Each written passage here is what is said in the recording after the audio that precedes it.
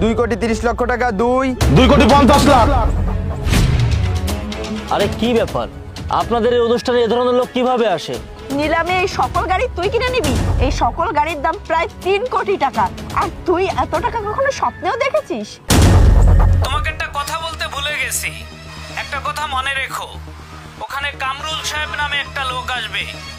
উনি কিন্তু অনেক বড় মাপের লোক।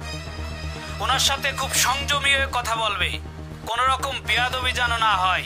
আসসালামু আলাইকুম। আপনাদের অবগতির জন্য জানানো যাচ্ছে যে জনাব আলিমুল্লাহর এই ইয়ার্ডে 10টা পুরাতন গাড়ি আছে, যেটা এখন নিলামে উঠানো হচ্ছে। বর্তমান বাজার মূল্য হিসাবে এর ভিত্তিমূল্য নির্ধারণ করা হয়েছে 2 কোটি টাকা। আপনারা এখান থেকে বিট শুরু করুন। 2,10,00,000। 2,10,00,000 টাকা। 2,10,00,000 টাকা। 2,10,00,000 টাকা 1।